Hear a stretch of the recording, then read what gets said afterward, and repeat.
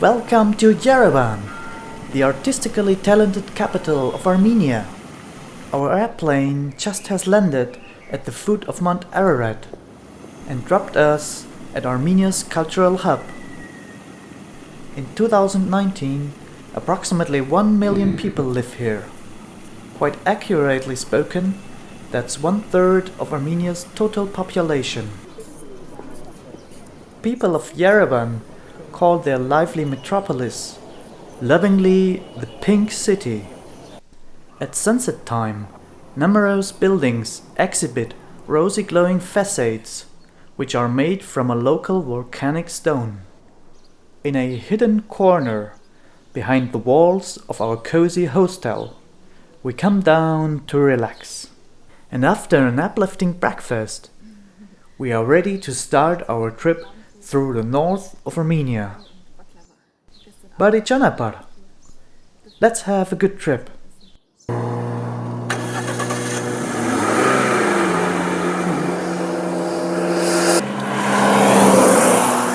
The next day, we are jumping on our rented Lada Niva, a car which is just the right pick for Armenia's bumpy roads.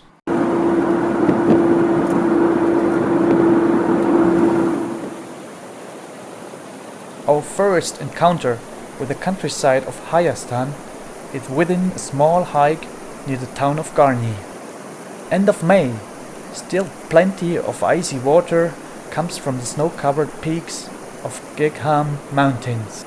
Near the village Goght, we are facing a branch of the Azat river.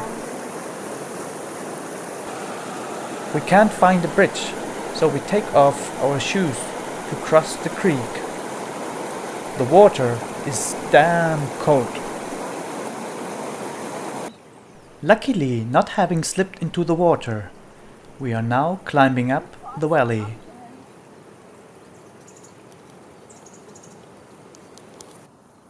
Thorny bush covers the hillside, vegetation scattered like cotton flakes. All the way up, we are listening to bird song. Here and there, cattle is grazing on the manifold terrain.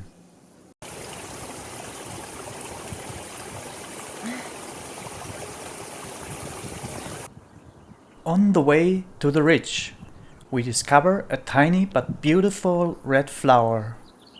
Botanically, it belongs to the broomrape family, or bunches. As a parasitic plant, it relies on the nutrients of its host. Caucasus is home to more than 6,300 flowering plants, around 1,600 species being endemic. In our place, there is no designated hiking trail, so it's quite hard to reach the top of the ridge.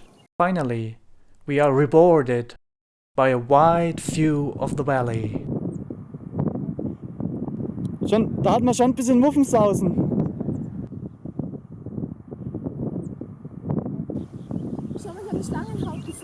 Look at this!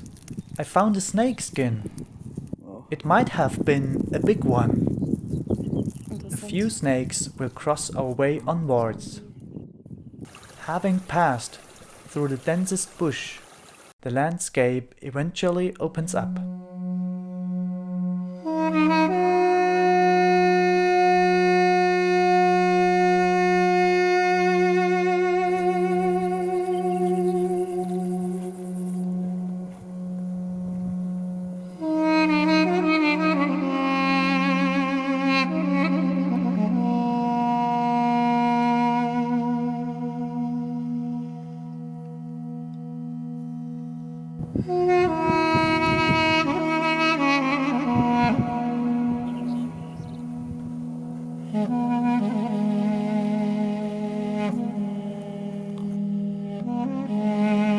We found a mystical place, Havuts Tar. These ruins are resting here for 1,000 years. They belong to a monastery whose construction began in the 11th century.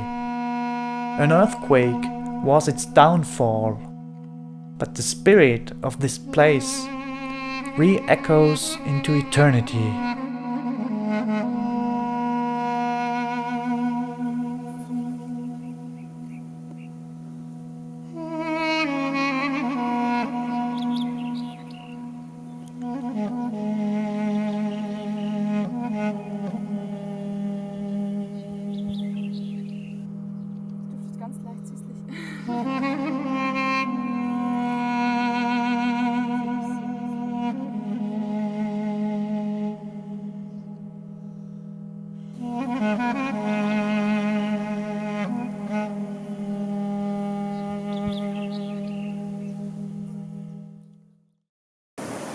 everlasting sounds may also come from the gorge of Garni, deep down near the river.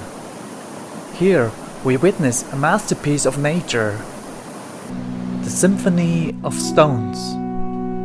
Basalt columns and arches span the space of a cathedral decorated with colossal organ pipes. Swift birds call these volcanic pillars their home and place of childhood. Long shadows call for the night to come. The light of the morning sun illuminates the podium above the Azat canyon. My eyes are caught by the outstanding culmination of the fortified rock platform, which towers over the valley at a height of almost 200 meters. The Greco-Roman Temple of Garni. The encompassing fortress is supposed to having been built by King Tiridates I of Armenia in the 1st or 2nd century after Christ. It is believed that the site served as a summer residence for the Armenian kings in the later centuries. In 1679, the Temple of Garni fell victim to a heavy earthquake.